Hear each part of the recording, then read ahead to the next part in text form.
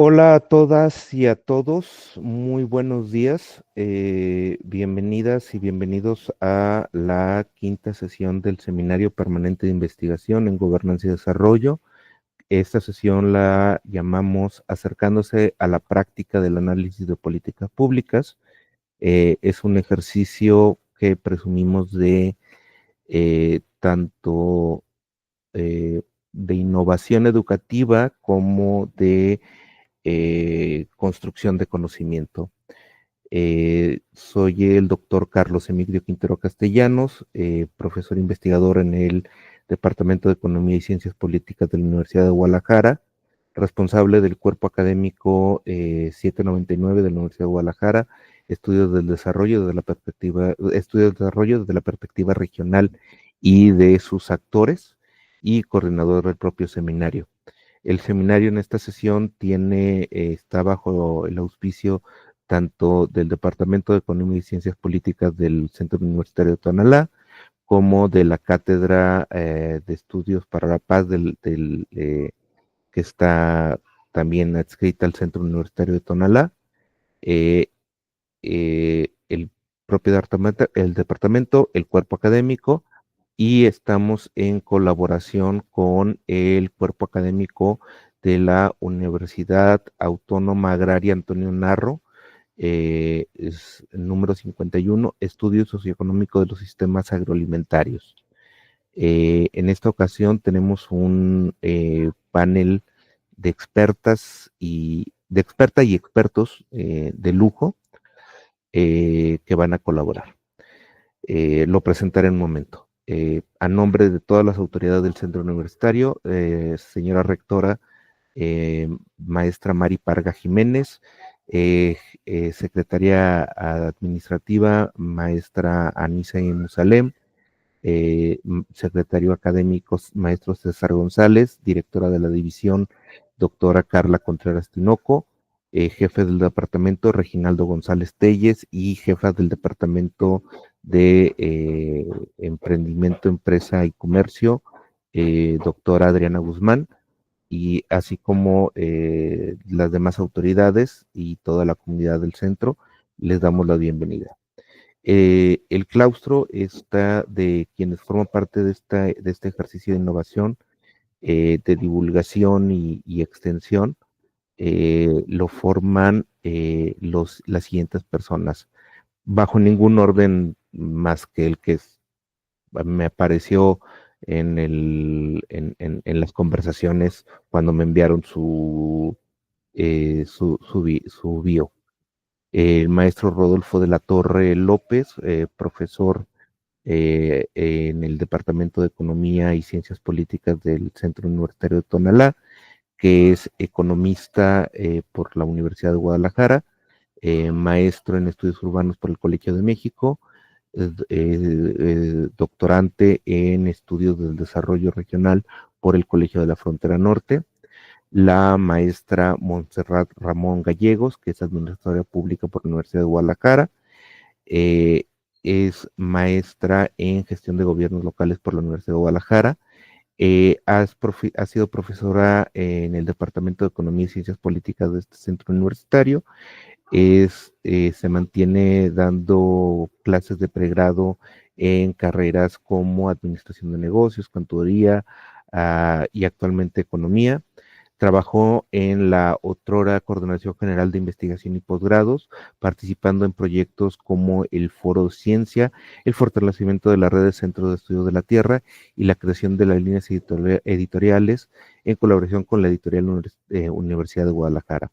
En el 2024 se incorporó a Cultura UDG como líder del proyecto Red de Cinetecas, y actualmente forma parte del sistema de educación media superior de la Universidad de Guadalajara, donde está a cargo de procesos estratégicos como la reforma del Consejo Editorial del CEMS, la elaboración de mecanismos de transparencia y uso de recursos públicos, y acompañamiento técnico en la Dirección General del CEMS.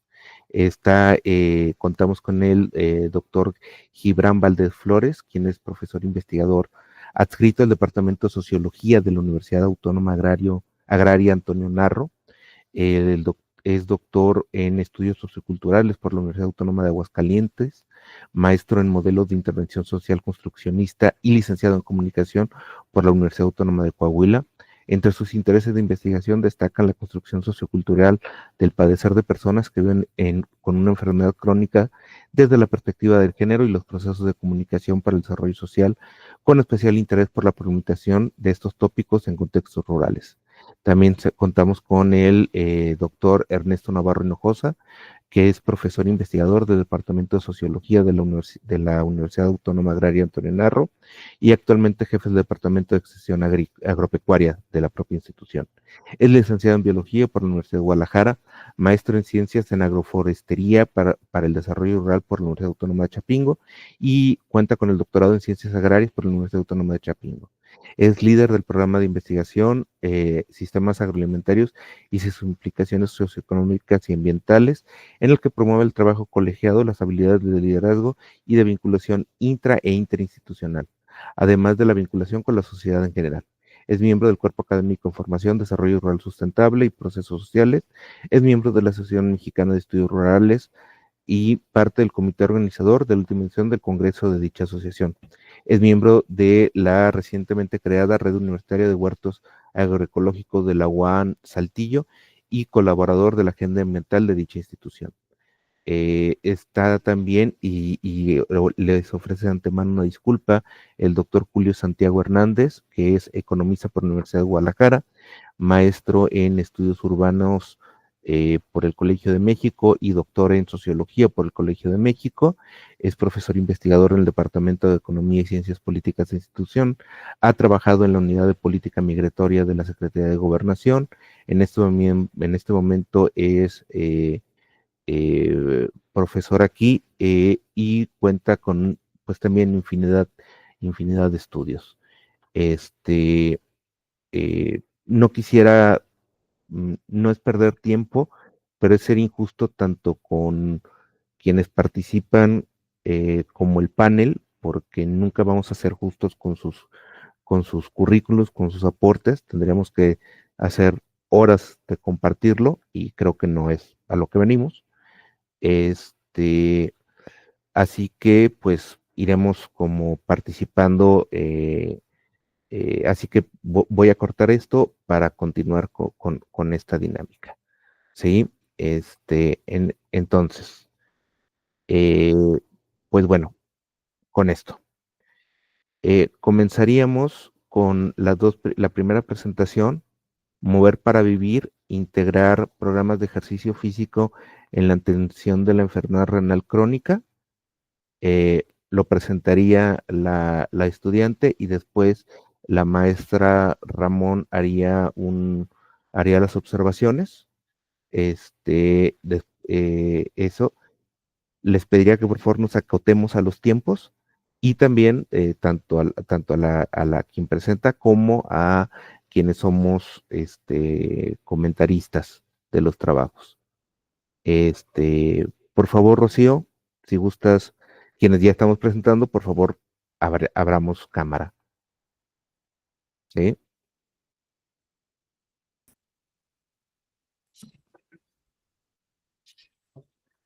Muchas gracias. En el momento que lo deseen. Bien, primero que nada, muy buenas tardes a todos y todas los presentes el día de hoy. Me presento, mi nombre es Rocío del Carmen García Báez y voy a presentar con ustedes la siguiente propuesta que decidí titular Mover para Vivir, integrar programas de ejercicio físico en la atención de la enfermedad renal crónica. Esta propuesta surge de una problemática muy grave que está afectando a la salud en todo, no solo en México, sino a nivel mundial, que es la enfermedad renal crónica, ya que es una de las principales causas de discapacidad y gasto sanitario. La evidencia y las guías clínicas han demostrado que la realización de ejercicio mejora la independencia, controla los síntomas propios de esta enfermedad, que no solo se limitan a la parte del riñón, sino que afectan diversos sistemas, que esto va a tener una repercusión directa en la calidad de vida. También en la independencia, es decir, que el paciente ya no tenga la misma capacidad de moverse, de ser autosuficiente, Y además, los gastos que se generan en cuanto a lo que es las hospitalizaciones y gastos de tratamiento de las comorbilidades propias de esta enfermedad. Lo que propongo es la inclusión de programas de ejercicio físico, esto como parte integral del tratamiento de esta enfermedad. Esto va a permitir facilitar el acceso a los pacientes a una prescripción de ejercicio. ¿Por qué comento esto? Porque actualmente México es de los principales países con una alta tasa de sedentarismo.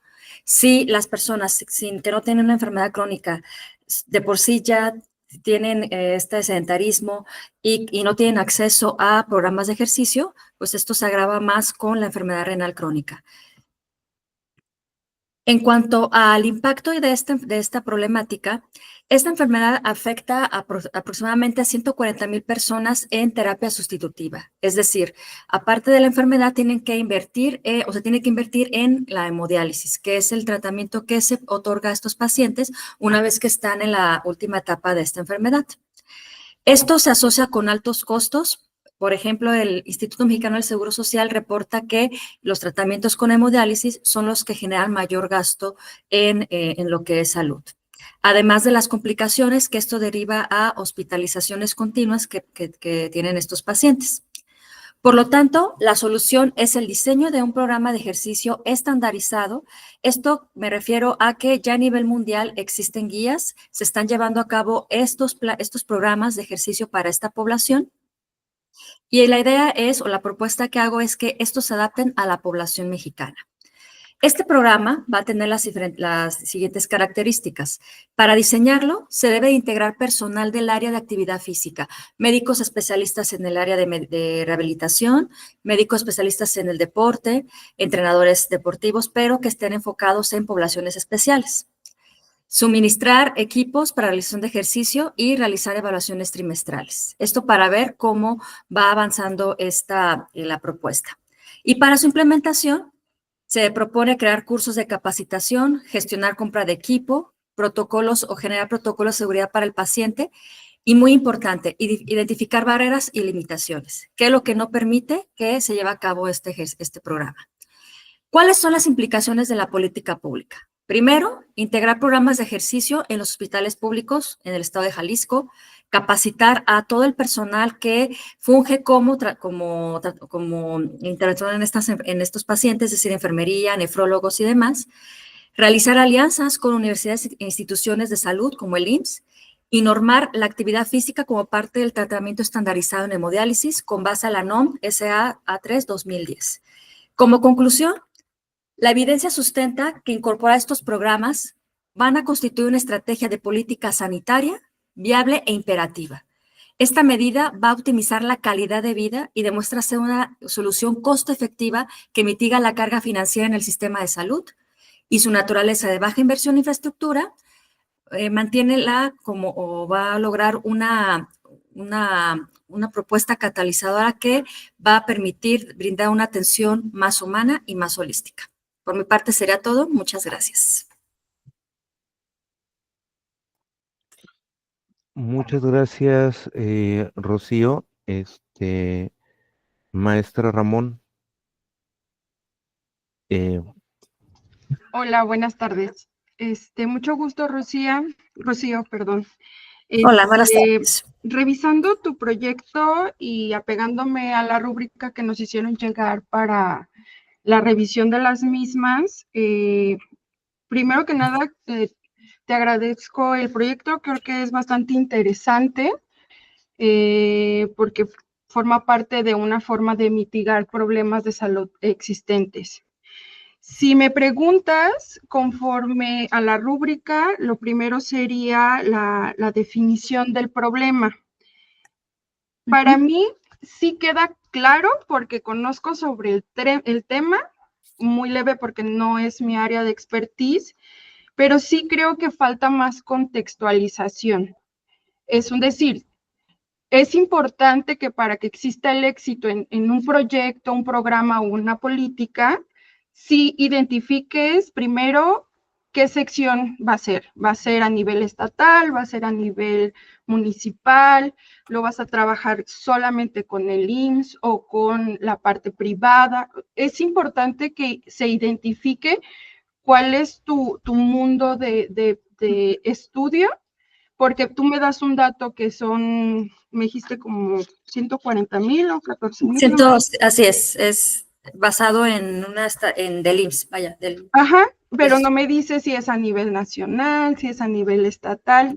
El éxito de un proyecto, sea pequeño o sea masivo, lo primero es que quede como claro el planteamiento del problema. ¿Cuál es tu problema? ¿Son los enfermos renales? Sí.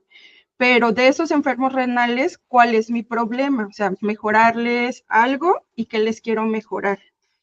Tú hablas de ayudarlos, o lo quiero entender así porque no queda realmente muy claro, pero es como ayudarlos a que mejore su estatus de vida mientras están enfermos, ¿no? ¿Cómo? Con un mecanismo de ejercicio.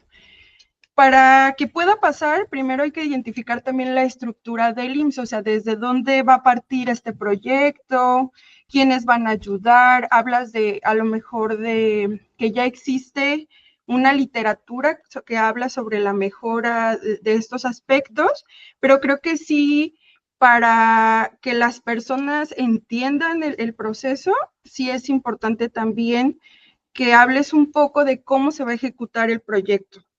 Hablas de crear como estándares y mecanismos, pero ¿cuáles son esos estándares? ¿Cuál es el mecanismo? Comprar equipo, ¿cuánto cuesta un equipo? Porque también para el éxito también tiene que existir la planeación financiera. Entonces, creo que en lo personal es un proyecto que vale mucho la pena porque por lo menos en Jalisco es un problema latente y un costo público elevado. Pero sí creo que debe de quedar más claro, una, las líneas de acciones, dos, ¿cómo decirlo? Como los pasos a seguir, porque sí debes de pensar a lo mejor un poco hacia atrás, o sea, cuánto realmente generan el gasto público, cuánto es el presupuesto, a cuánta cantidad de personas te gustaría impactar, porque el impacto, el fin último tendría que ser el enfermo renal. Entonces, sí creo que todavía falta como definir un poco el mundo de a quién va aplicado, quién es tu persona última, o sea, el fin de tu programa, a quién va a impactar, y también bajarlo a si es estatal, municipal y con qué, y con quién se pretendría trabajar. De mi parte es todo. Muchas gracias, doctora. Muchas gracias. Muchas gracias, Montserrat, muy precisa. Lo agradezco. Rocío, ahí está. No, esto sucede así. Y yo creo que sí gana mucho tu proyecto con lo que recibe de la profesora Ramón. Bueno, continuamos entonces con fortalecer la infraestructura ética en los hospitales públicos. Sí, muy bien. Ahí sería una cosa, para tener esto, voy a utilizar como 30 segundos un minuto antes de que termine el tiempo, voy a utilizar alguno de los emoticones para para decir que ya está el tiempo. ¿Sale? Muchas gracias. ¿Sí? Ok. Bueno. Me espero a que comente Sí. quién va a ser mi evaluador o evaluadora o continúo. Sí, no, ahí está. Ahí está. ¿Puedo empezar, doctor? Sí. Bueno. Hola, ¿qué tal? Muy buenos días, tardes a todas y todos. Bueno, mi nombre es Brandon Morales y bueno, hoy les presento esta propuesta, ¿no? En fortalecer la infraestructura ética en los hospitales públicos de México, ¿no? Sobre todo porque la mayoría de los dilemas éticos clínicos que se viven en los hospitales públicos se resuelven de manera improvisada por medio de de propuestas jerárquicas, ¿no? Una especie de poder despótico, sin protocolo, sobre todo, sin registro de los mismos, ¿no? ¿Y esto en qué se traduce? Pues en mayor cantidad de quejas, demandas, pérdida de la confianza de las personas en las instituciones públicas. De manera que la propuesta que comparto, pues es una especie de inversión en ética clínica que busca mejorar la forma, más bien busca la mejor forma de reducir conflictos y sobre todo por restaurar la credibilidad de nuestro sistema de salud. Para mencionar un poco el problema, bueno, en este anuario estadístico de la Comisión Nacional de Arbitraje Médico para 2024, vimos que se atendieron un total, sumándolas, de 15.696 asuntos médicos, de los cuales 1.141 fueron quejas formales. La mayoría, lo presento en el extenso del documento, se vincularon sobre todo al Instituto Mexicano del Seguro Social, después le sigue el ISSSTE. Y este tipo de problemas, de quejas, pues fueron relacionadas con el tratamiento, el diagnóstico y la relación médico-paciente, ¿no? Es decir, lideraron el principal motivo estos elementos, ¿no? Y aunque el 69.6% aproximadamente de la población confía en los hospitales públicos, pues poco menos de la mitad está satisfecha, sobre todo con estas instituciones públicas hospitalarias como es el Seguro Social, ¿no? Y según ahí unos elementos que referencié, pues 4 de cada 10 derechohabientes acuden, por tanto, a lo que es el sector privado, ¿no? Y estas cifras, entonces, pues no solo nos reflejan una especie de insatisfacción, sino que pues llegan a ser una especie de síntoma de un vacío estructural, de manera que la ausencia de mecanismos institucionales que ayuden al personal a tomar decisiones difíciles y eviten, ¿no?, que los conflictos escalen. Es pues una necesidad. De manera que yo propongo 3 rutas. Primero, la capacitación aislada, cursos, talleres de ética para el personal. Claro que es útil, pero sin protocolos ni estructuras formales, pues su impacto puede ser limitado. La segunda propuesta que planteo es un programa nacional de protocolos, de servicios de apoyo ético-clínico, que consiste sobre todo en desarrollar estos lineamientos para dilemas recurrentes que continuamente se presentan, de manera que se fortalezcan estos comités de ética o se busque crear los comités de ética donde existen. Si bien ya hay designados algunos, pues bueno, el fortalecimiento de estos a veces no se logra porque no se tiene el personal capacitado para atender estos dilemas. Y sobre todo, pues, establecer un sistema de registro más articulado con la CONAMED para aprender de estos mismos casos, ¿no? Y buscar cuando se repliquen o cuando sean recurrentes. De manera que para mí esta opción, pues, eleva esta capacidad infraestructural del Estado. Un minuto. Salud. Reduce las decisiones arbitrarias, se alinea con la experiencia internacional, donde más del 80% de los hospitales generales ya tienen servicios de ética. La tercera propuesta era fortalecer los mecanismos de queja, incrementando la capacidad de la Comisión Nacional de Arbitraje Médico, que si bien ayuda a resolver los conflictos una vez ocurridos, más no previene ni mejora la toma de decisiones en el momento clínico. ¿Y qué espero de esto? Pues bueno, esta reducción de quejas y demandas, una deliberación estructurada que prevenga errores y desacuerdos, un mejor clima laboral, sobre todo dentro de las consultas éticas que disminuyan el estrés moral y aumenten la confianza en las decisiones, mayor confianza en la ciudadanía y sobre todo, pues un ahorro de los recursos, ¿no?, que han demostrado reducciones significativas en las estancias hospitalarias y en el uso de recursos intensivos. Sobre todo se anticipan riesgos y se evitan litigios costosos. De mi parte, esto ha sido todo. Muchas gracias por su atención. Muchas gracias. Montserrat, si gustas, por favor. Gracias, Carlos. Tu proyecto habla sobre fortalecer una infraestructura. En lo personal, creo que las opciones que tú estás proponiendo, no estamos diferenciando estatal de federal. Tú al principio me hablas como de un mundo grande, que es lo que está pasando en el IMSS a nivel nacional, y cierras en tu presentación con un tema estatal. Esa es la primera. La segunda, las opciones que pones es la capacitación aislada, ética clínica, el Programa Nacional de Protocolos y fortalecer los mecanismos de arbitraje. Cuando dices fortalecer, fortalecer algo es integral, no es solamente pensar en una opción. Lo que tú propones creo que es a grande escala. ¿A qué me refiero con esto?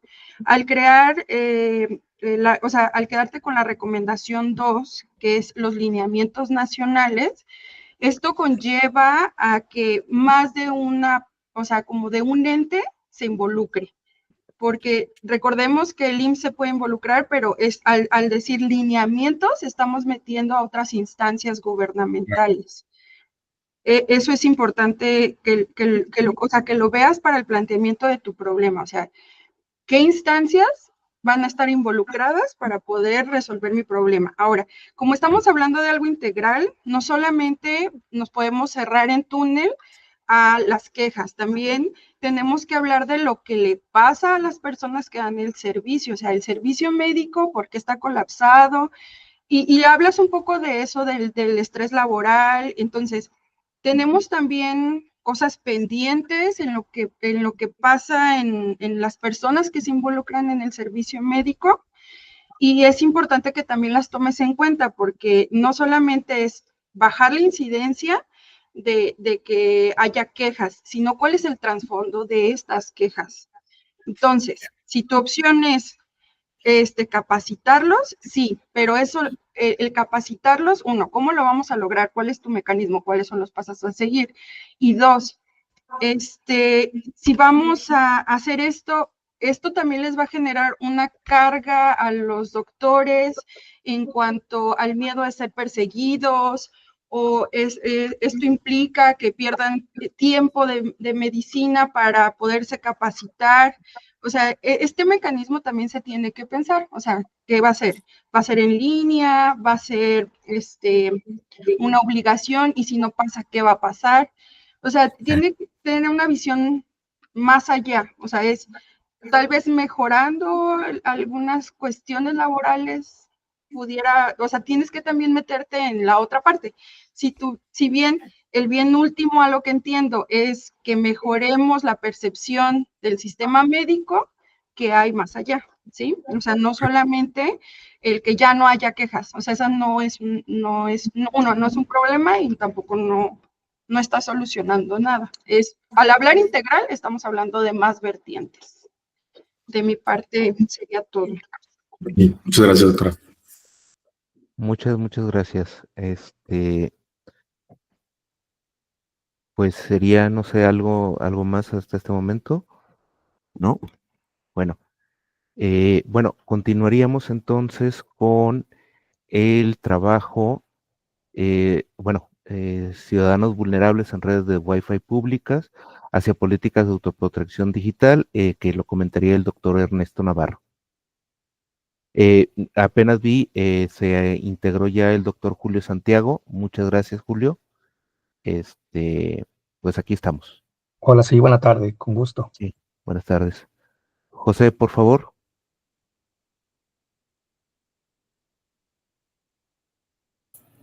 ¿Qué tal? Muy buenas tardes a todos. Y si quieres, comenzamos. A ver, ahorita que ya lo presentes para que ya también, si está muy... comenzamos.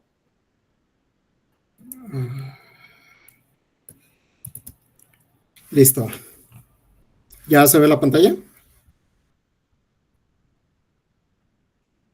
Sí, Sí, ya. Sí. presenta. Bueno, mi nombre es José Jesús Franco Romero y yo les vengo a hablar del tema de ciudadanos vulnerables en el Wi-Fi público, una propuesta de política digital. Este problema es invisible, ya que afecta silenciosamente a millones de mexicanos. Y les pongo un contexto o unos ejemplos muy rápidos en la que un estudiante hace su tarea conectado al Wi-Fi del café, un trabajador de plataforma revisa aplicaciones en el Wi-Fi del centro comercial, o una madre paga sus servicios usando el Wi-Fi gratuito de algún parque. ¿Y qué tienen en común estos escenarios? Y es que ninguno sabe que puede estar exponiendo su información personal a criminales, y estos aprovechan estas redes inseguras. Básicamente lo que abordamos aquí es el robo de información y el fraude. Entonces, normalmente pudiera ser un problema técnico, pero también es un problema de justicia social. La injusticia estructural, las familias se vuelven más vulnerables económicamente, son las familias o las también se vuelven vulnerables digitalmente. Depende estructuralmente del Wi-Fi público porque no pueden costear estos datos ilimitados y necesitan acceder a este tipo de redes. Cuando son fraudes, cuando son víctimas de fraudes digitales, las consecuencias pueden ser desproporcionales. Y doy un ejemplo en la que una familia de clase media que sufre el fraude de 5,000 pesos puede llegar a ser un problema, pero en una familia vulnerable esos 5,000 pesos se puede volver algo catastrófico, ¿no? Entonces el Estado dice, conéctense responsablemente, pero muy pocas veces nos enseñan cómo hacerlo debidamente. Y esto no es una ignorancia ciudadana, sino un abandono institucional. La evidencia internacional ha demostrado que los ciudadanos priorizan el acceso inmediato sobre seguridad, construyen conocimiento documentado sobre las redes confiables e implementan autoprotección básica adaptativa. El dilema estructural es la exclusión digital versus la exposición de amenazas. Pero también tenemos experiencias exitosas como en Singapur, que ofrecen talleres comunitarios que reconocen las capacidades existentes, en Reino Unido con seguridad digital como salud pública, en donde implementan mensajes muy repetidos. Y en México realmente ninguno aborda el tema en específico del Wi-Fi público, entonces podríamos tener ahí una oportunidad de ser pioneros a nivel nacional. El programa de Jalisco de autoprotección digital se basa en 3 ejes. El primero es la alfabetización, con talleres en colonias vulnerables, metodología participativa y facilitadores locales. El segundo podrían ser herramientas, alguna app móvil de verificación, plataformas de reporte ciudadana y alertas comunitarias por zona. Y la última, la regulación, ordenanzas municipales, certificaciones de establecimientos y protocolos de sanción. ¿Por qué educación y no solo regulación? Uno, porque respetamos la autonomía ciudadana al empoderar sin imponer. 2, capacidades duraderas con efectos sostenidos en el tiempo. Y 3, evitamos la exclusión digital al no limitar el acceso a los vulnerables. Bueno, este riesgo conductual requiere monitoreo y reforzamiento continuo para mantener la adopción de buenas prácticas. Yo propongo a Jalisco como un estado en cerrar este vacío, ya que los ciudadanos se apropian creativamente de la tecnología. El Estado debe que proporcionar este tipo de herramientas para que la apropiación sea segura y empoderada. Entonces, nuestra ventana de oportunidad sería una conciencia ciudadana creciente, agenda gubernamental de seguridad y herramientas tecnológicas disponibles, dándonos como un posicionamiento estratégico siendo referentes nacionales en ciudadanía digital, políticas que respeten la autonomía y el liderazgo de la alfabetización digital. La autoprotección digital creo que en este punto tiene que trascender y convertirse en un ejercicio democrático fundamental. De mi parte sería todo. Muchas gracias. Muchas gracias. Ahora tendremos los comentarios del doctor Ernesto Navarro. Ernesto, por favor. Hola, José. ¿Qué tal, doctor? Yo creo que en política pública uno de los problemas centrales es que nunca hay suficiente tiempo ni suficientes recursos para conocer toda la realidad. Se esperaría que uno tuviera un diagnóstico así exhaustivo para tener un problema bien definido y nunca hay suficiente tiempo. Sin embargo, también creo yo que en política pública uno de los errores más comunes que solemos cometer es partir de una causalidad, causa-efecto lineal sin precisar del todo qué tan causal es eso. Y esto lo menciono en el caso de tu trabajo. Yo no soy experto para nada y sé que el tema de ciberseguridad es algo que pues, nos está llevando más rápido de lo que podemos responder, definitivamente, y sí hay que hacer algo. Pero entonces aquí lo que no me queda claro en tu proyecto y que viene a colación del primer comentario que hice, es asumir que la gratuidad del servicio es como la causa, no, bueno, yo lo entendí como que el problema es que los servicios gratuitos son inseguros, como si los otros servicios pagados no lo fueran, como si fuera la relación el problema es que los servicios gratuitos de por sí vienen inseguros, entonces cargarle otra vez la resolución del problema al ciudadano como de, bueno, tu responsabilidad, tú sabrás, ¿no? Que al final de cuentas que es lo que termina pasando definitivamente. Ujú. Entonces digo, no sé qué tanto ahí sí es una ignorancia en torno al proceso de cómo funcionan las redes, ¿no? Lo que llamas del wifi. ¿Qué tanto realmente el problema es que sea solo los gratuitos, los inseguros? Ahora, la alfabetización digital me parece que es importante. Sin embargo, también aquí, en tu documento creo que sí lo mencionas en el título, que del área metropolitana de Guadalajara, hablas del área metropolitana de Guadalajara, pero aún así partimos de que la alfabetización nos rebasa porque, como tú mismo dijiste, los mismos ciudadanos estamos aprendiendo en el camino y en cuanto se dé algún como curso o algo así, a un taller, nos va a estar rebasando esto. Entonces aquí la causa-efecto es la que no me queda muy claro en dónde en dónde la propuesta de capacitación concreta, en qué concretamente se tendría que capacitar, dado que hay muchas situaciones de ciberseguridad que solo los expertos de repente terminan conociendo y es difícil llegar a ese nivel de expertise.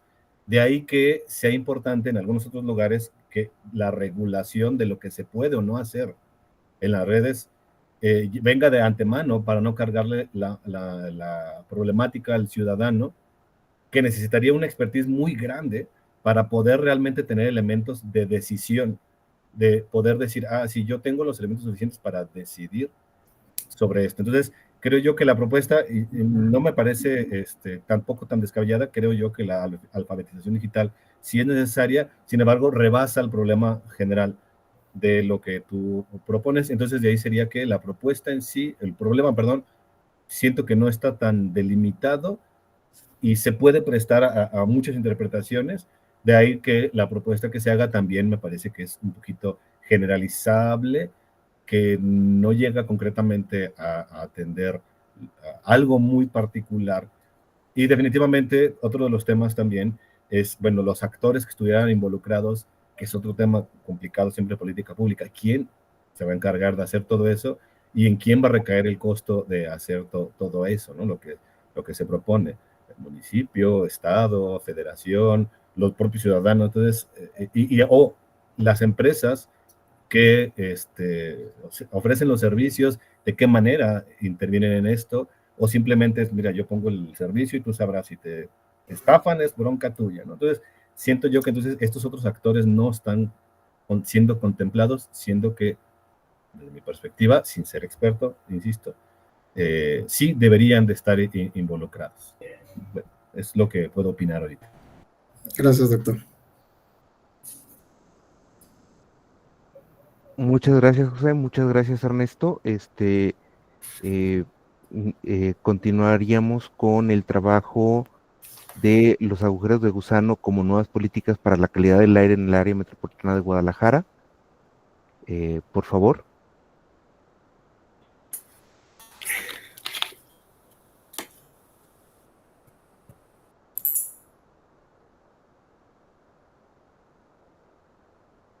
Sí, muchas gracias.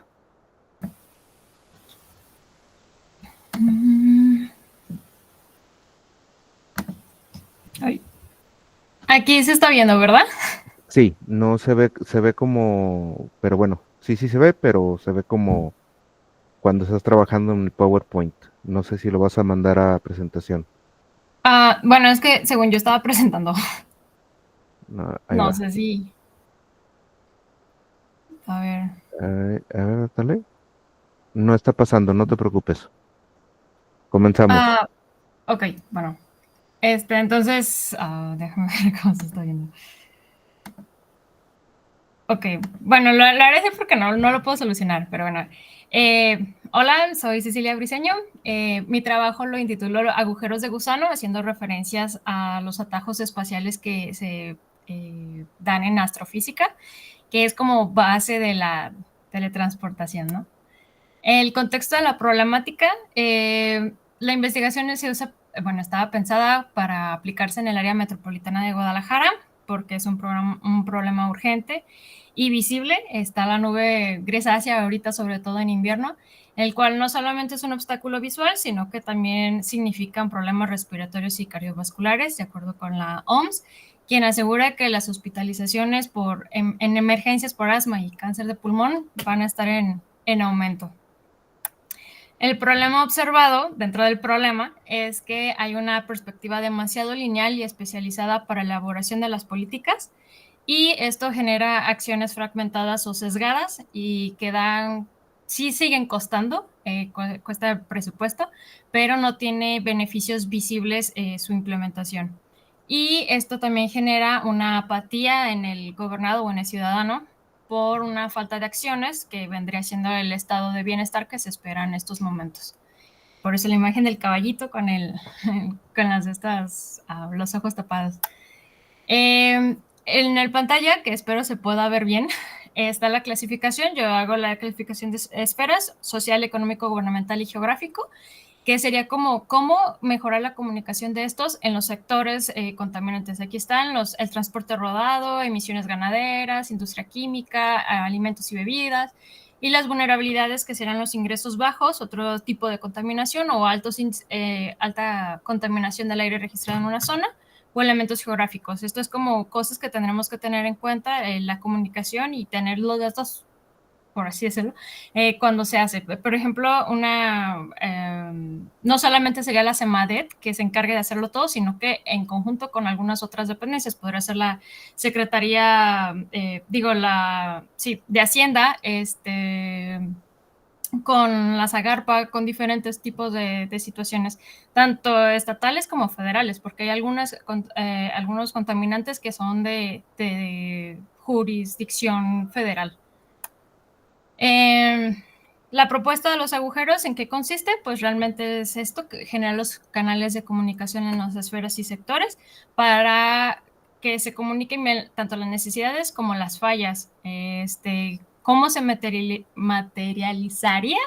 Con una plataforma de consulta y seguimiento donde las dependencias del Poder Ejecutivo puedan participar. No digo una secretaría, porque puede ser que también este Poder Ejecutivo sea a nivel ayuntamiento.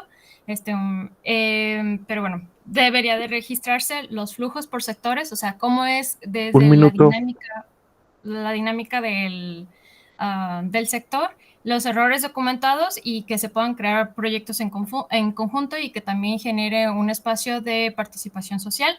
Para esto se requeriría tener una visión sistemática de la ciudad con un enfoque de procesos y optimización de los mismos. La advertencia es que no podemos copiar paquetes de políticas de otros estados u otros países, porque realmente en muchas ocasiones son contextos únicos. Y pues que esta eliminación de contaminación, pues sí, aunque requiere colaboración genuina, debe de considerarse que es un proceso largo. Gracias, ahí está el QR de la información. Muchas gracias, Cecilia. Si puedes abrir video, por favor. Sí. Ernesto, muchas gracias. También te sorprendimos. Hola, Cecilia. Hola. Leyendo tu documento y ahorita escuchándote, me generó una confusión y una duda cuando estaba leyendo tu documento acerca de la precisión, nuevamente, de cuál es la definición del problema concreta. Quiero entender, ahorita por lo que te escuché, que haces alusión que el problema que tú identificas es la falta de comunicación. Es lo que yo entiendo, entonces, que es la problemática que tú identificas. Estoy de acuerdo contigo que la linealidad o la disciplinaridad de los problemas ha llevado a la fragmentación de las soluciones. Y definitivamente, entre problemas complejos, soluciones muy particulares, pues van a atender cosas muy particulares. Mencionas en tu documento el tema de lo de ay, se me fue.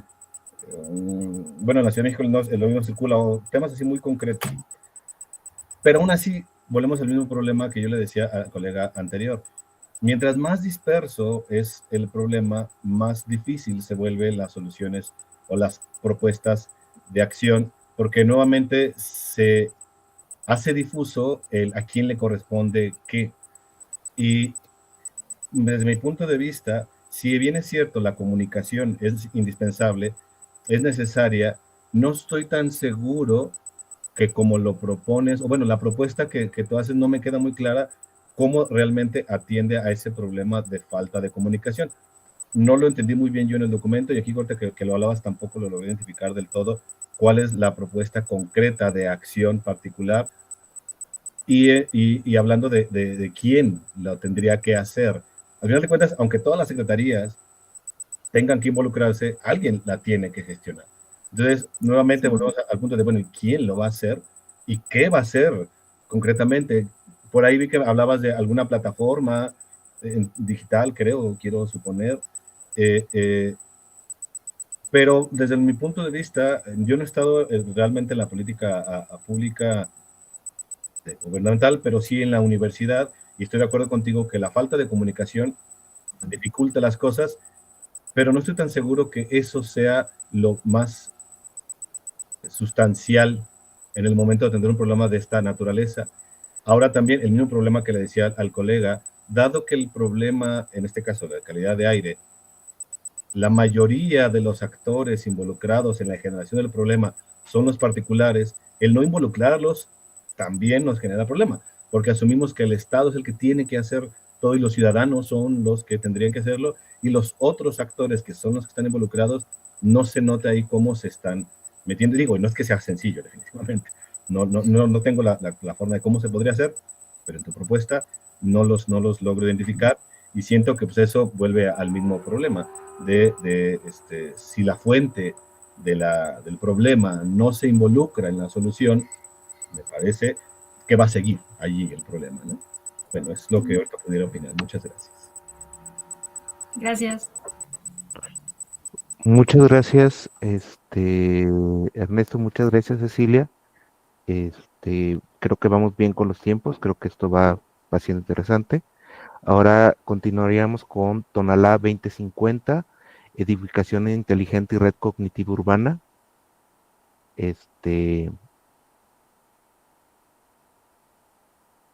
Eleazar, ¿dónde está? ¿No ha podido conectarse?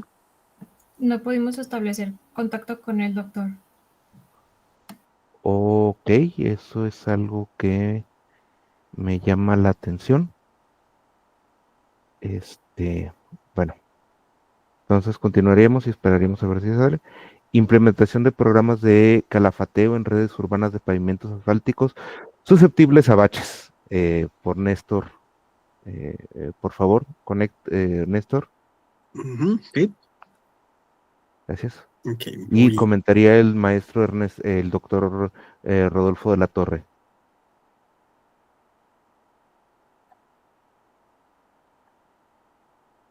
Bien, ahí está, ¿sí se ve? Sí. Ok. Bueno, bueno, primero me presento, soy Roberto Néstor Morgado Castillo, ingeniero civil, bueno, más o menos para que se den una idea de lo que vamos a tratar, ¿verdad? El trabajo que hice, pues habla de calafateo. Ahorita les explico qué es. Primeramente, pues vamos viendo un poco de por qué lo estoy proponiendo.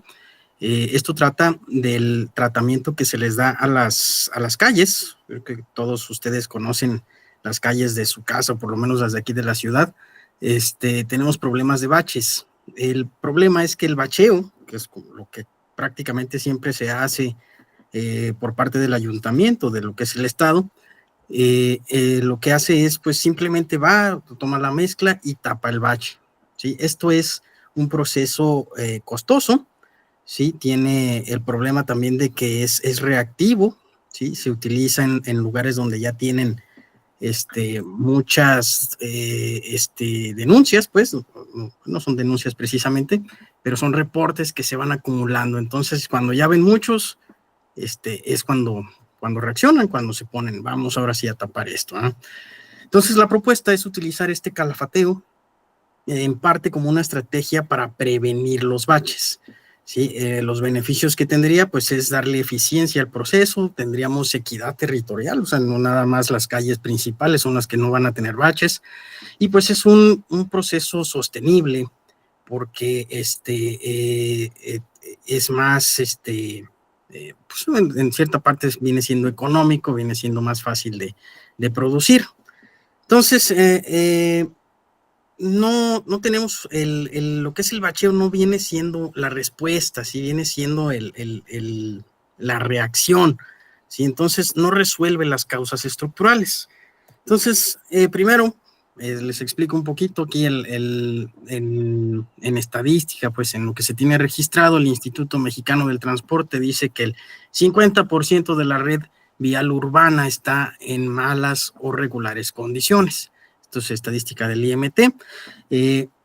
¿Cómo se forma un bache? ¿Cómo se daña? Bueno, pues primeramente se abre una grieta. Ustedes pueden ver, no sé si alcanzan a ver aquí las imágenes. La primera imagen es una superficie de la calle que está pues en buen estado. La segunda se pueden ver grietas. Y en la tercera pues ya están las grietas muy grandes, se pueden apreciar ahí, que es precisamente donde se filtra el agua y el mismo tráfico empieza a eliminar o a romper en lo que es la carpeta asfáltica. Entonces, ¿qué pasa? Que cada que llueve, pues se forman los baches y se tiene que dar este mantenimiento. Entonces, ¿qué es el calafateo o por qué estoy hablando yo del calafateo? El calafateo es sellar esas grietas, sellar esas fisuras con emulsiones asfálticas o polímeros. Prolonga la vida útil y reduce la aparición de baches. Todos los baches, si no es por mala construcción, se forman precisamente por el agua que entra en las grietas, ¿verdad? Entonces me voy a ir un poquito más rápido, porque yo tenía 5 minutos ahí en el plan. Entonces la recomendación es implementar esta política pública donde se tenga un inventario de vialidades, ¿sí? Haya una coordinación entre el municipio y el estado para el financiamiento y hacer un monitoreo y evaluación, ¿sí? Se haría un blindaje para mantener el presupuesto, de forma que pues lo que se gasta en calafateo es, ahí pueden ver un poco de los precios. Estos precios son de la Cámara Mexicana de la Industria de la Construcción, donde el bacheo cuesta por ahí como 4 veces más que un calafateo y se tiene que hacer cada año. El calafateo previene el bache que se va a formar después, hasta unos 5 años después, se vuelve a calafatear y nada más se hacen pequeños arreglos. Entonces, aquí están los ahorros, ¿sí? Acumulados ahí también a larga vida. Entonces, el impacto pues es hacer un poco más de ahorro, ¿sí? Se haría menos interrupción al tráfico y al tener esto en buen estado, la legitimidad institucional del municipio, o en este caso, pues la dependencia que va a estar trabajando aquí, va a ser mayor. Entonces, ya como conclusión, el calafateo pues no es nada más una técnica, ¿sí? Sería una política pública, ¿no? Ya es preventiva, vamos a evitar que aparezcan los baches, ¿sí? Los recursos que se puedan ahorrar se pueden orientar a otras obras de interés social, o sea, no va a ser que pues el estado, el municipio o ya la federación, pues a la hora que arreglan una colonia, pues ya les van a aplaudir, ¿verdad? ¿No? La gente está enojada porque están llenos de baches, ¿no? Entonces tienes ahí todo perfecto, utiliza ese dinero para algo mejor, pues ya por lo menos en la pintura, digamos, y pues esto demostraría capacidad institucional y voluntad política, ¿no? Aquí ya, pues decir algo así, que invertir en prevención es invertir en ciudades más seguras, eficientes y sostenibles. Por ahí está el documento donde ya tienen la bibliografía utilizada. Eso sería todo. No sé si hayan quedado dudas. Esa sería la presentación. Nada, muchas gracias. Rodolfo, por favor.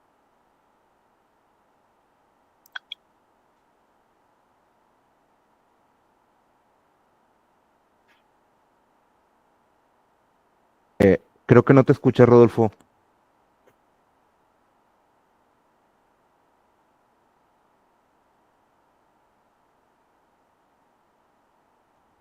¿Ya me escuchan?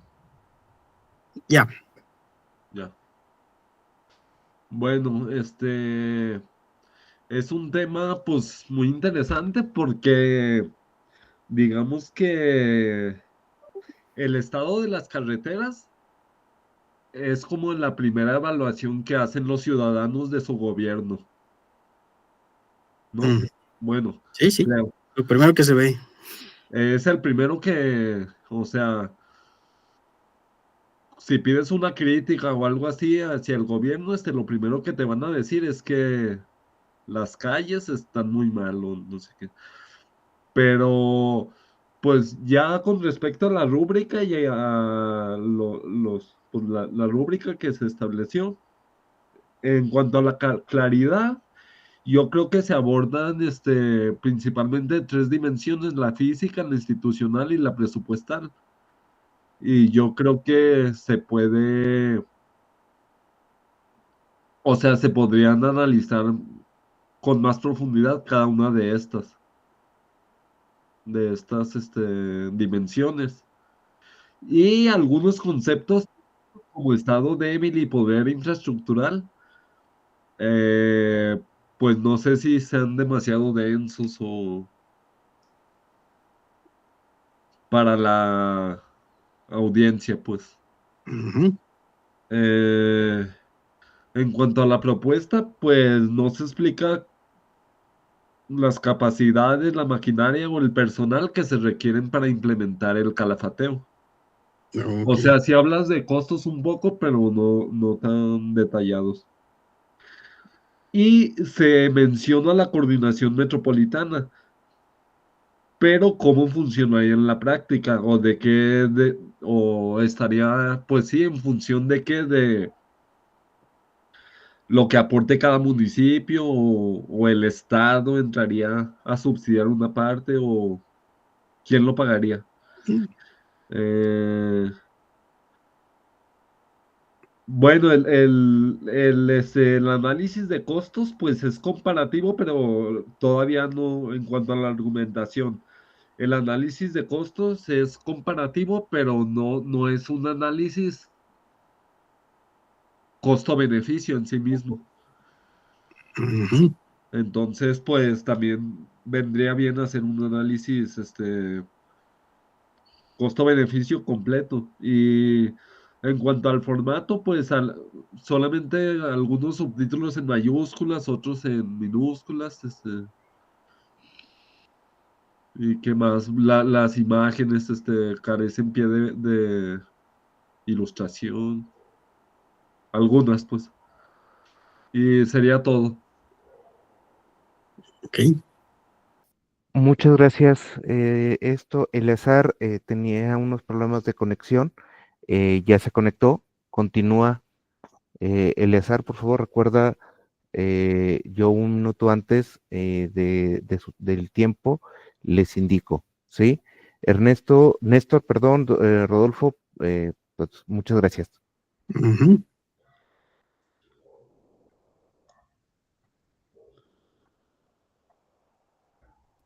Eleazar, Listo ya. Es compartir pantalla, ¿verdad? sí.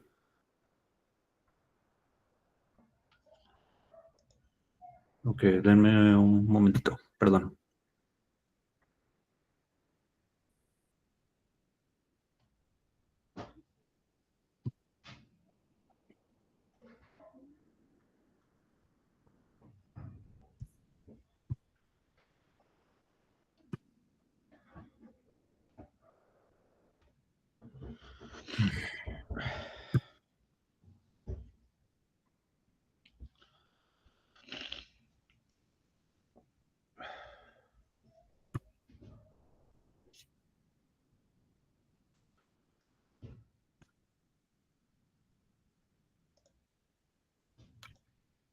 Ok, no me permite presentar, pero voy a comenzar así, no sé si esté bien. Sí, Ok, ya. Bien, pues mi tema principalmente se basa en resolver problemas de sustentabilidad. Primero que nada, entendiéndola como un sistema complejo Estamos hablando de problemas de crecimiento urbano acelerado, el consumo intensivo del agua y la energía y los problemas que vienen arraigados a partir de todo esto, juntando el crecimiento urbano acelerado y el consumo de este tipo de energías, ¿no? La idea es proponer una respuesta a partir de mejorar un poquito la conceptualización de lo que son edificaciones sustentables e inteligentes, edificaciones inteligentes principalmente.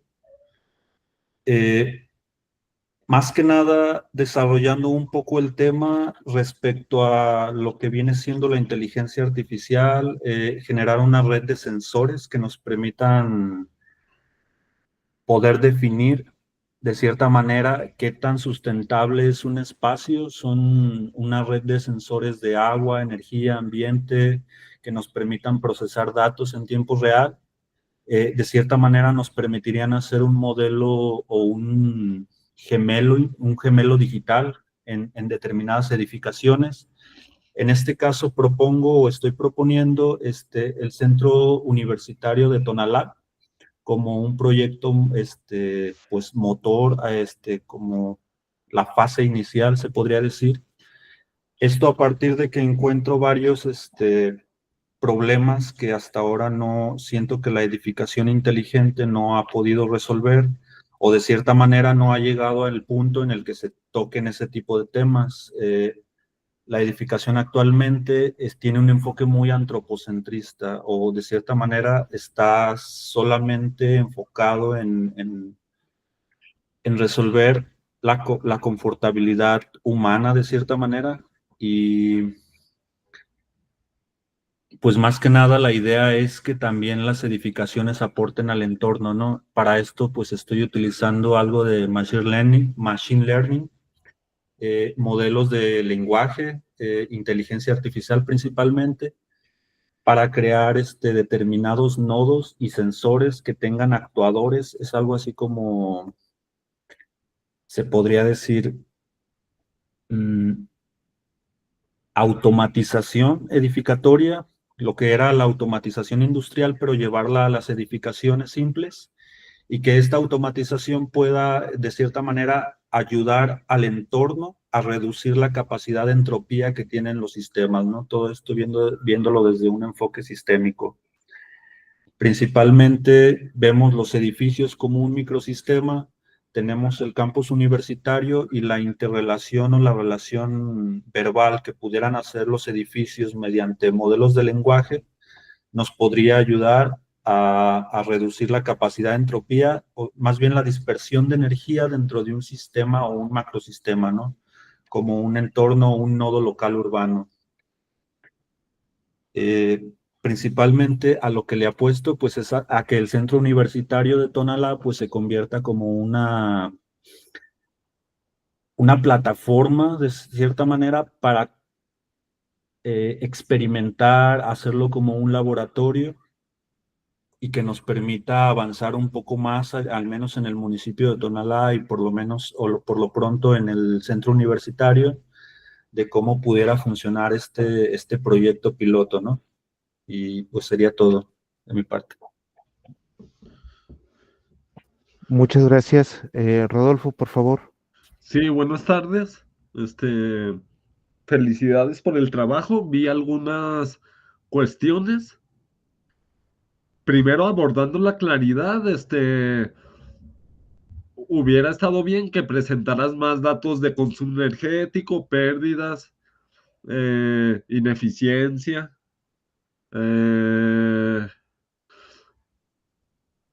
emisiones de CO2, etcétera. Y en cuanto a la propuesta, pues lo que más me llamó la atención como problemático es que no se aborda riesgos en cuanto a la seguridad de los datos. O sea, la seguridad del sistema cibernético de alguna manera. Sí. Faltan estudios más específicos, concretos. La evidencia está todavía muy general. Si pudieras encontrar datos más precisos, pues estaría bien. Y el formato solamente, pues faltarían quizá recursos visuales, como, no sé, diagramas, ilustraciones, tabla. Muy Y bien. sería todo. Muchas gracias. Sí. Agradezco. Muchas gracias. Bueno, estamos con esto. Continuaríamos ahora con seguridad alimentaria en el estudiantado de pregrado en la Universidad de Guadalajara, estrategias alimentarias. Comenta el doctor Gibran Valdés Flores. Por favor, Erika.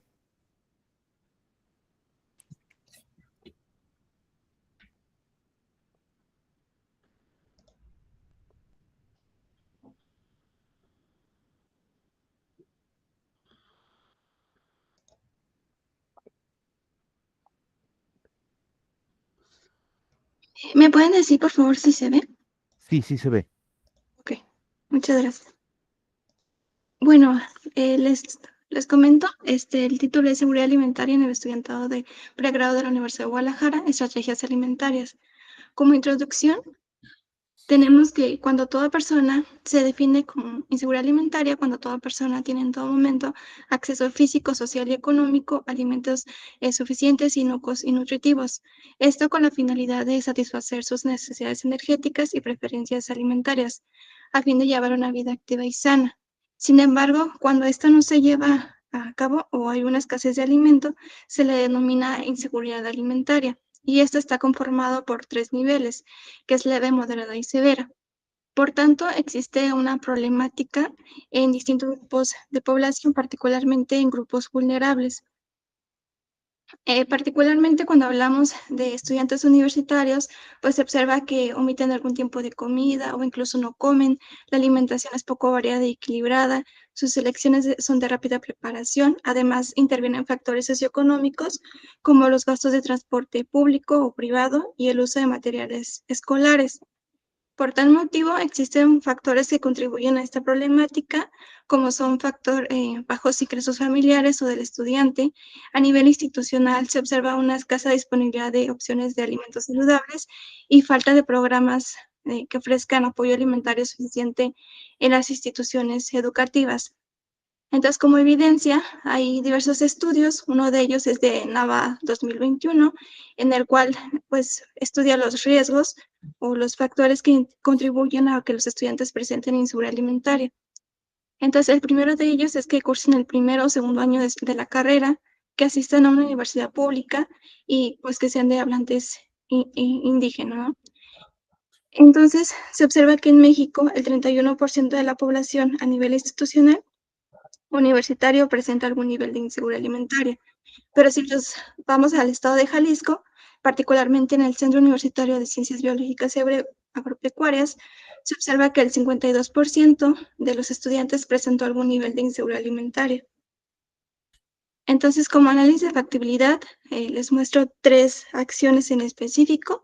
El primero de ellos es programas de apoyos alimentarios o comedores. Estas son estrategias para apoyar al estudiantado en condición de vulnerabilidad o de bajos ingresos, mediante menús balanceados y nutritivos y de bajo costo, o en su caso algún tipo de becas alimentarias. El segundo son programas educativos en nutrición, y el tercero son cuartos escolares. Entonces, pues de cada uno se requiere analizar la factibilidad de los mismos. Por ejemplo, Franco Julio 2021 determina que existen 6 factores que pues, contribuyen para que este sea viable. El primero de ellos es factibilidad presupuestal, en el cual se observa que, o determiné que hay una mayor prevalencia en los programas educativos en nutrición, y en lo que corresponde a la factibilidad económica, pues en los 3 es factible, la factibilidad legal también en los 3, la factibilidad política es alta, ambiental baja y factibilidad administrativa pues es alta. 1 minuto. Entonces, como conclusión, tenemos que la inseguridad alimentaria se traduce en impactos en el estado de salud y bienestar, capacidad de estudio y concentración. Es importante la generación de espacios de diálogo y reflexión sobre los problemas alimentarios mediante un enfoque inter y multidisciplinario en el cual se involucre personal de pues, economistas, nutriólogos y politólogos. Muchas gracias. Muchas gracias. Gibran, por favor. Muchas gracias, Carlos. Muchas gracias, Erika, por tu participación, por tu trabajo. Y aprovecho antes de comenzar a hablar sobre el mismo, pues, un agradecimiento a Carlos por la invitación y felicitar a todas y todos por proponer este tipo de alternativas a los fenómenos y necesidades que han identificado. Bien, Erika, pues te felicito por el trabajo. Cuando lo estaba leyendo en el documento, me pareció muy concreto, me pareció claro.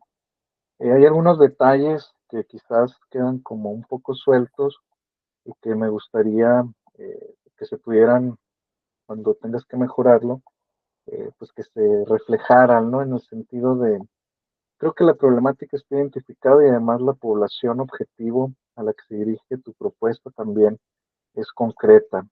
Haces una problematización adecuada partiendo de esta noción de la seguridad alimentaria. Y tú mencionas en tu documento que existen diferentes grupos de vulnerables hacia este fenómeno y te centras en los estudiantes universitarios, sobre todo estos que ya nos mencionas, cumplen con estos diferentes componentes desde una perspectiva interseccional, ¿no? Estudiantes que cursan el primero y el segundo año, que provienen de entornos precarizados, etcétera, etcétera. En cuanto a la factibilidad, yo creo que ahí es donde a mí me causó cierto ruido tu propuesta, sobre todo por la carga presupuestaria que esto podría representar para la Universidad de Guadalajara, que es donde en el Centro Universitario de Ciencias Biológicas y Agropecuarias lo propones realizar. Entonces, para empezar, cuando haces este diagnóstico, que también me parece loable que ya tengas ahí un avance en cuanto a datos empíricos de primera fuente, que no nada más es un análisis documental de fuentes secundarias, sino que ya hay un primer acercamiento hacia la realidad empírica. Pues nos dice que el 52% de quienes estudian en este centro presentan algún nivel de inseguridad alimentaria, pero pues yo me quedé pensando cuál es, yo que soy externo, cuál es el universo y cuál sería la población muestra con la que levantamos este diagnóstico. En segundo punto, volviendo al tema económico, ¿qué representaría desde el presupuesto? ¿Qué porcentaje tendría que destinarse? Porque en tu alternativa propones generar comedores, contratar personal, además de los menús. ¿Eso qué costo tendría para generar esta política de asistencia estudiantil? ¿Y por qué no pensar quizás en otras alternativas como la contratación de servicios externos, estos comedores tipo industriales que pudieran servir? Porque el desafío entonces es cómo implementarlo, que creo que ahí también falta un poco más de detalle, y sería cuántas comidas se pretenden brindar a los estudiantes, porque acá desde la universidad en la que estoy trabajando, que es la Antonio Narro, aquí hay un comedor subsidiado y se les da las 3 comidas los 7 días de la semana, ¿no? Pero en este caso, ¿cuál sería la propuesta? 2 comidas, de lunes a viernes, las 3 comidas, los 7 días, y quizás respaldarlo sí con algunas otras instituciones educativas que también, que cuentan ya con esta política, como la propia Antonio Narro, la Universidad Autónoma Metropolitana, que se les da costo muy bajo, o la Autónoma Chapingo, o algunas otras que por ahí te pudieras encontrar. Pero en general, reitero mis felicitaciones, un trabajo completo, bien hecho, que es lo que yo puedo destacar. Muchas gracias, Erika. Gracias. Muchas gracias, Gibran. Continuaríamos entonces con acceso a la atención en salud de migrantes irregulares en México. Saúl, por favor. Ok, si nada más voy a verlo para presentar. Ok. ¿Me comentan si se ve? ¿Sí se ve? No, se No. está viendo tu pantalla completa. Comparte solamente la presentación, por favor. Ok. ¿Se ve hasta el ¿Así? infinito y más allá? No. Acá, según yo ya. Solamente el PowerPoint o el sistema que estés usando. Ajá, creo que ya. Sí, perfecto. Sí se ve, ¿verdad? Sí, ya. Ok, bueno, mi tema, cuidando durante el camino, acceso a la atención de salud de migrantes irregulares en México. Bueno, el aumento de la migración irregular en México, explícitamente hablo de la migración irregular. Hay mucho tipo de migración, nada más que hablamos de migrantes irregulares, los cuales pues están solamente de paso y están en tránsito. Se estima que tenemos alrededor, para el 2025, 16 millones de migrantes que han estado por el país. El problema como tal, México al ser un país clave, tanto de tránsito, destino y retorno para migrantes, pues bueno, tenemos diferentes barreras tanto de acceso y vulneración de derechos. Acceso a la atención de salud se limita por diferentes barreras como temor a la denuncia, desconocimiento del sistema de salud, falta de documentación y barreras culturales. Esta limitación pues tiene relación con la vulneración de los derechos y también genera riesgos epidemiológicos, que es lo que tratamos en cuestiones de salud. El impacto en la salud del migrante, pues hay mayor incidencia de enfermedades infecciosas, crónicas y no atendidas. Para México, pues tenemos un riesgos tanto de brotes epidémicos que no se controlan, sobrecarga en los hospitales y sobre todo dilemas éticos entre la cuestión de derechos humanos. Opciones de política, yo aquí describí explícitamente los esquemas, cómo se está tratando desde la atención limitada solo a emergencias, implicaciones principales, pues bajo costo inmediato, pero perpetuar la vulnerabilidad y el riesgo epidemiológico, lo que actualmente se hace. Fortalecimiento de coordinaciones, buscar vincular el Instituto Nacional de Migración, la Secretaría de Salud, ONGs o también organismos internacionales. Ampliar brigadas móviles de salud en fronteras y estaciones migratorias y también, bueno, una integración parcial al sistema, permitir acceso temporal a servicios básicos como vacunas, lo que se hace actualmente. Y las implicaciones principales de esto, pues hay financiamiento compartido con diferentes organizaciones internacionales. ¿Qué es lo que qué es lo que se busca o qué es lo que la recomendación que se da con este tipo de política? Sobre todo, pues una opción más estratégica, la integración parcial combinada con fortalecimientos de tanto coordinación para abordar de manera, pues abordar la crisis de manera más humanitaria y sobre todo más sanitaria. Implementaciones de esquemas temporales de coberturas básicas para migrantes regulares. Esto, ¿por qué lo menciono de partes irregulares o en tránsito? Porque son personas o es población que no tiene documentos para transitar por México, ¿va? Porque cuando entran al país, pues se les da un cierto, un formato múltiple para poder transitar libremente por el país. También, bueno, esos pues se caracterizan por no tenerlo. Cofinanciar ese esquema de manera conjunta con agencias internacionales, como lo comentaba, tratar de buscar o que se trate con diferentes organismos, protocolos de atención diferenciada, hospitales y centros de salud, para garantizar servicios sin temor, sobre todo a deportación, que es de los principales que se ha conocido que por eso no se atienden. Brigadas móviles en rutas migratorias, enfocándose en vacunación, salud materna e infecciones. Capacitar más al personal y de la atención tanto intercultural y sin discriminación. Implicaciones de política pública que sea más humanitaria, cumpliendo con tratados internacionales. Para México, pues, prevendríamos brotes epidémicos, se reducirían costos. De manera social, disminuir la discriminación y la violencia institucional. Y de manera política, pues, fortalecimiento de imagen de México como un país garante de derechos. Muchas gracias. Muchas gracias. Gibran, por favor. Sí, muchas gracias, Saúl, por la presentación de tu trabajo. Me parece que es un trabajo muy pertinente, justamente por lo que tiene que ver con el respeto a los derechos humanos de este grupo vulnerable que se encuentra asediado por múltiples violencias, ¿no? Y que algunos antropólogos, como es el caso del antropólogo mexicoamericano Seth Holmes, él llama la vulnerabilidad estructural, que de hecho él, como una recomendación para que sigas robusteciendo un poco la evidencia y la problematización de este fenómeno social, pues él hace un trabajo etnográfico con migrantes de Oaxaca en toda su ruta, ¿no?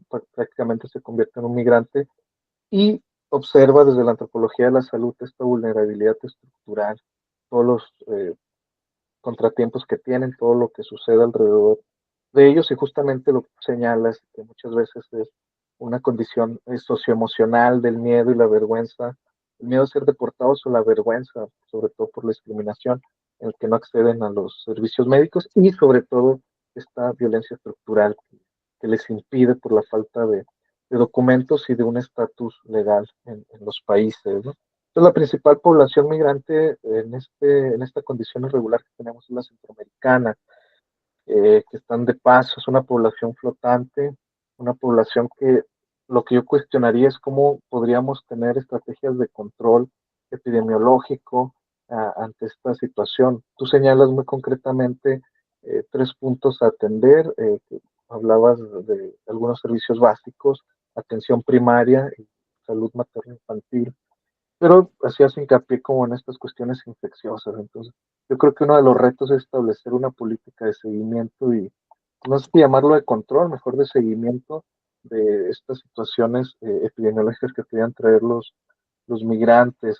Asimismo, es, hay un proyecto que también te puede servir, que es el proyecto de trayectoria de salud migrante que se realizó en la Universidad Autónoma de Nuevo León, la doctora María Elena Ramos de la Facultad de Trabajo Social.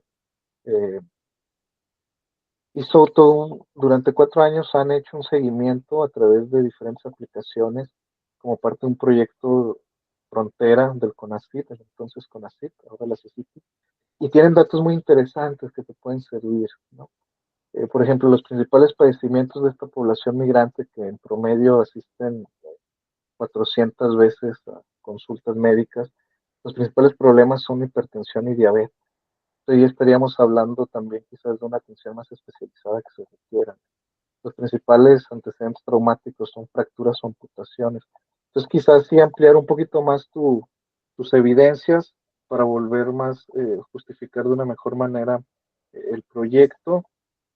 Y como tal, yo creo que el reto es ese del control. Me parece que hay buena argumentación, el formato es claro, solo me saltaron algunos números que vienen como referencias en tu documento. No sé si lo copiaste, lo pegaste y no quitaste esos superíndices en algunos puntos, pero por lo demás creo que es bastante interesante además sumar la parte del tercer sector, porque como sabrás, mucha de esta población no es atendida por el sector público del Estado, sino que son las asociaciones civiles como Médicos Sin Fronteras, que es una de las que están más cercanas con el fenómeno migrante e irregular, ¿no? Entonces quizás también ahí revisar cuáles son los programas y ellos cómo están trabajando aquí en México, sobre todo en Tamaulipas, en Reynosa y en Matamoros, con esta población, cuáles son las situaciones que han encontrado. Y acá en Saltillo tenemos la famosa Casa del Migrante o el Centro de Derechos Humanos, Fronteras con Justicia y Dignidad, que también hay muchas situaciones particulares. Son vínculos o vinculaciones que te podrían servir si sigues trabajando este tema y si puedes ampliar esta propuesta, que seguramente podrá encontrar buena recepción en estos lugares que te he mencionado, ¿sale? Muchas gracias. Gracias. Muchas gracias, Saúl. Muchas gracias, Gibran.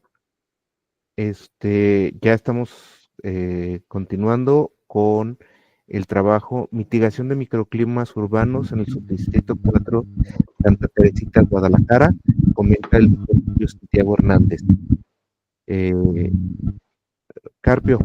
Es mi tema. Sí, con gusto, doctor. Gracias. Recuerda los tiempos. Ahorita que comenzamos.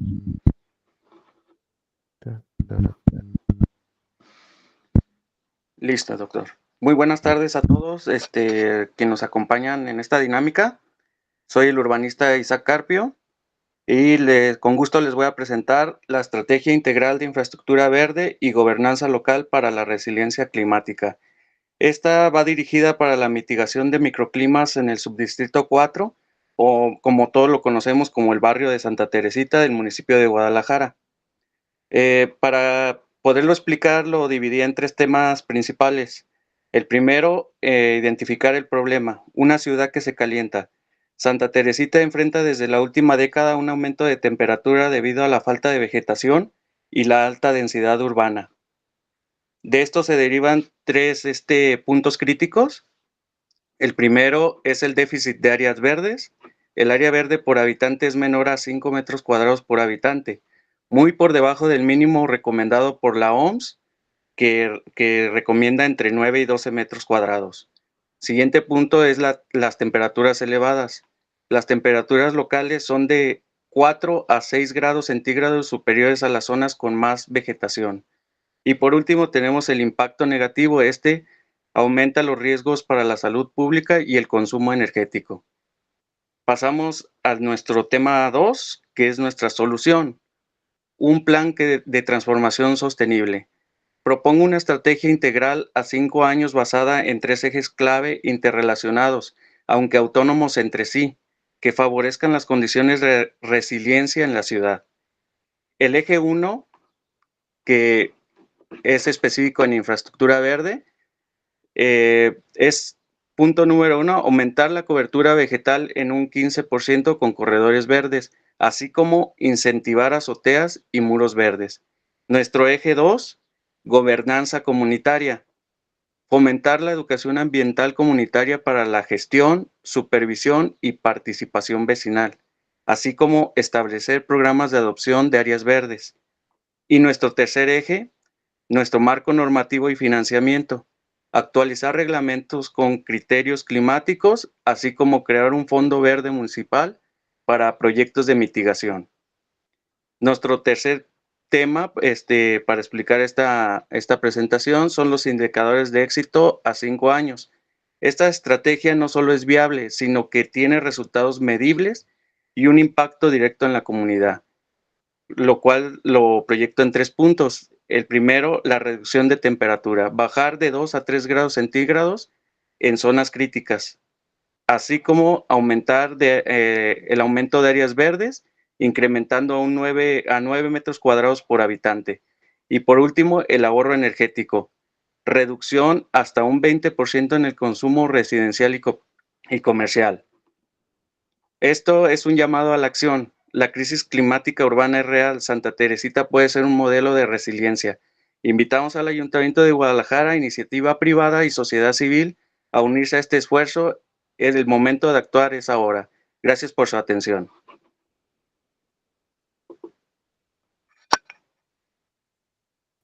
Muchas gracias.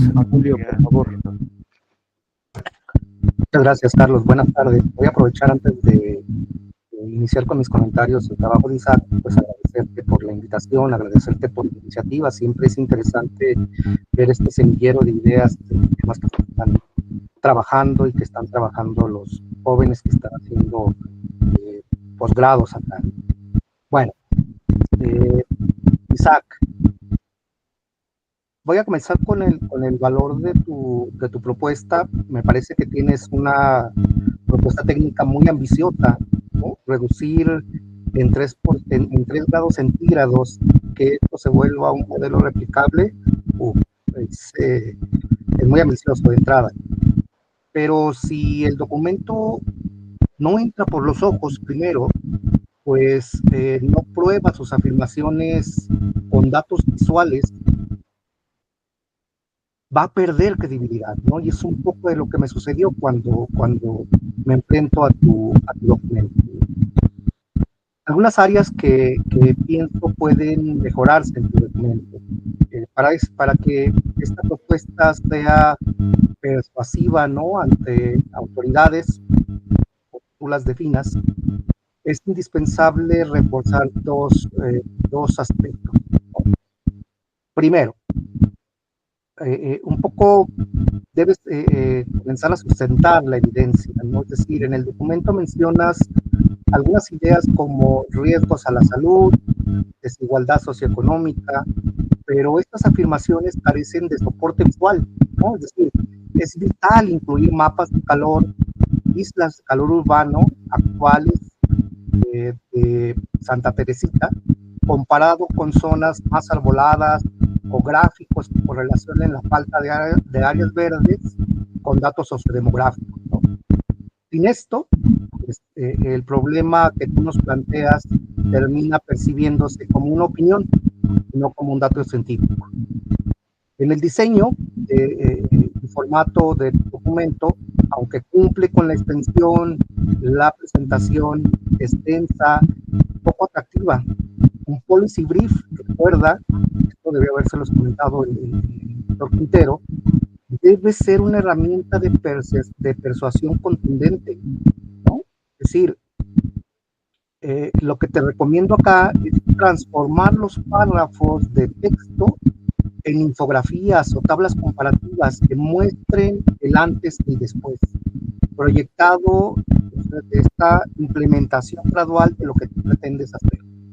En conclusión, me parece que es una buena idea, pero el formato visual debe mejorar sustancialmente para que logres comunicar la urgencia del problema con efectividad. Gracias. Muchas gracias, doctor. Me quedo con sus recomendaciones. Pues, muchas gracias, Julio. Ahora ya quedaría el trabajo ciclovía en el área metropolitana de Guadalajara, eficiencias y limitaciones.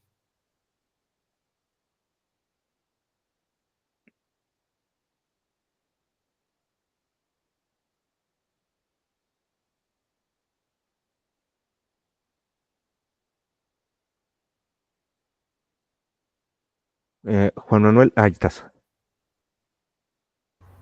Sí, perdón, tenía el micro apagado. No. ¿Sí se aprecia ya mi presentación? Sí, 3 Sí. minutos, recuerda. Sí, Comenzamos. sí. Perdón. Una disculpa, es que yo no estoy viendo y ahora, ahí ya se ve la primera. Sí, se ve. Sí, ok, No, gracias. estás en la última. En la última. Es que aquí sí aparece la primera. No. Bueno, ¿hay inconvenientes si lo presentamos así para no No, ninguno. entorpecer más? No, yo Ok. digo que no. Bueno, pues, buenas tardes a todos.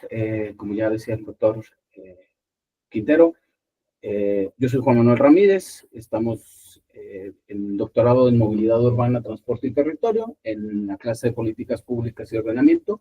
Y mi tema es las ciclovías en el área metropolitana de Guadalajara, la eficiencia y las limitaciones que estas tienen. Bueno, idealmente, la estrategia a implementar en las ciclovías es que de forma gradual, mediante coordinación intermunicipal, un diseño técnico estandarizado y algunos ajustes institucionales, se pueda, en el lapso de 3 años, buscar asegurar resultados verificables que, mediante el IMEPLAN, direcciones de movilidad y presidencias municipal en conjunto, o ya sea la designación de un organismo, puedan ajustar lo que considero son los problemas claves de las ciclovías en el área metropolitana de Guadalajara, sobre todo hablando de las limitaciones. Los problemas que yo encontré fueron que existe una baja adopción modal, es decir, solamente 1%, menos del 2% del total de los viajes que se hacen en el área metropolitana de Guadalajara, según el IMEPLAN del 2023, son en bicicleta. Los municipios que más lo hacen son Guadalajara, Zapopan y Zapotlanejo. Existe una red fragmentada y que tiene una baja conectividad, además de que esta red se percibe como insegura por quienes son usuarios de la misma. Las cuestiones de la ciclovía, por último ya como una recomendación, quizás sería rediseñar la red con criterios unificados. Esos podrían venir quizá del ente estatal, es decir, a través de la CIOP, podrían generar un sistema o un criterio estandarizado y repartirlo hacia los municipios. Después, crear este organismo metropolitano técnico de movilidad ciclista o darle las atribuciones quizá al INEPLAN, por ejemplo, buscando priorizar la equidad en la zona metropolitana. ¿Y cómo considero que podrían hacerlo? Bueno, pues mediante la ejecución de pilotos monitoreados, sobre todo en las periferias, que considero que son las zonas que más necesitan ser conectadas, las que se vuelven más vulnerables. Y a través de estas cosas, la idea es que en la política pública se evalúe como un sistema multimodal.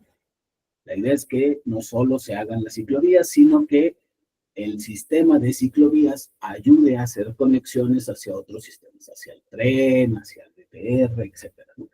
Incluso a conectarnos a pie a nuestro destino. El recurso tendría que venir quizá de estos pilotos que se podrían ejecutar. De ahí yo no tengo un número adecuado, puesto que considero que en esos pilotos se podría saber cuál es el costo inicial y o final de buscar esta conexión, esta conectividad completa. Sería todo. Muchas gracias.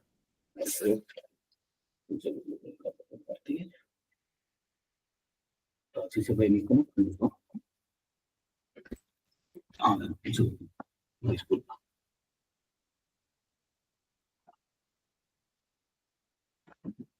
¿Continúo, Carlos? Por favor, muchas gracias. Va. Juan Manuel, qué gusto verte por acá.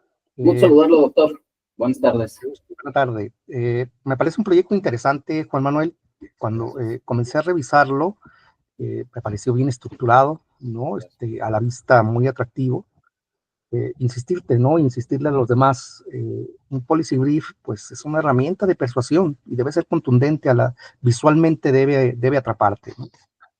Sin embargo, ya cuando uno entra ya al documento, Juan Manuel, a veces los comentarios o la forma de redactar comienza a ser más general, ¿no? Y cuando esto sucede, ¿no? Cuando un documento es bueno, pero comienza a hacer comentarios más generales, corre el riesgo de ser ignorado, ¿no? Es decir, por los tomadores de decisiones, quienes lo que necesitan saber es exactamente dónde, cómo y cuánto, ¿no? Entonces, visualmente es atractivo, pero hay algunas áreas que te recomendaría mejorar, ¿no? Algunos aspectos generales del formato, te insisto, el documento destaca por su claridad, ¿no? Está bien estructurado, el diseño es atractivo, el uso de código QR, ¿no? Para las referencias, pues me parece un acierto para optimizar espacio, y esto pues te permite cumplir perfectamente con la extensión solicitada. Tú tienes 3 cuartillas de 4, entonces, vamos, en términos generales cumples con el requisito. Algunas áreas de oportunidad que yo vi a la hora de estar leyendo tu documento. Número 1, en el tema de la contextualización del problema. Si bien el problema está definido, lo que te sugiero es aterrizarlo más a la realidad específica del área metropolitana de Guadalajara. Sería más efectivo incluir datos duros locales, ¿no? Es decir, me estoy refiriendo a estadísticas de siniestralidad actuales, a saturación de vías específicas o de conexión actual en la red, ¿no? Digamos, para que el sentido de la urgencia sea innegable, ¿no? Les digas, esto urge, es un tema que urge. 2, la comprensión de la propuesta. La estrategia gradual de 18 a 36 meses es adecuada, pero la propuesta se beneficiaría de un mayor nivel de detalle operativo, ¿no? Aquí es donde te recomiendo especificar qué mecanismos de coordinación utilizaría el IMEPLAN o mencionar algún estándar técnico específico, ¿no? Por ejemplo, el manual de ciclociudades o el NATO, digamos, para dar una mayor solidez técnica a la solución. 3. En el tema de la argumentación. La evidencia presentada es relevante, pero los argumentos se sienten un poco generales. Sugiero vincular más directamente la evidencia con los beneficios económicos o de salud pública esperados, específicamente para Guadalajara y sus municipios colindantes.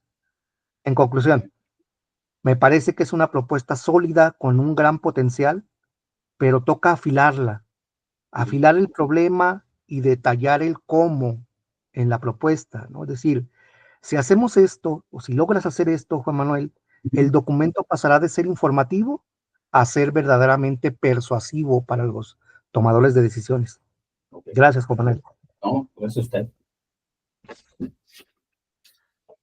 Muchas gracias. Muchas gracias. Esta ya es la última presentación. Les agradezco a todas y a todos por haber estado toda esta sesión, a los estudiantes de licenciatura y a los de la maestría en gestión de gobiernos locales que participaron, vía Viviana, a Carlos Maguey y a otros colegas.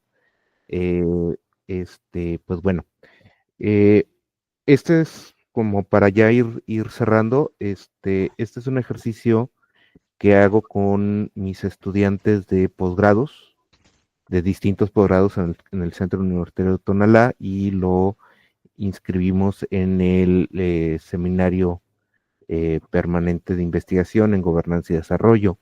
Tratamos de invitar a colegas, a expertos, a investigadoras, investigadores, para que hagan retroalimentación sobre los proyectos que presentan los estudiantes. La política pública es una disciplina poco disciplinada. En este sentido, se abre a distintas ópticas, perspectivas, enfoques, metodologías, intereses. Tenemos política pública de todo, y al final de cuentas, una de las cosas ciertas que yo encuentro en la disciplina es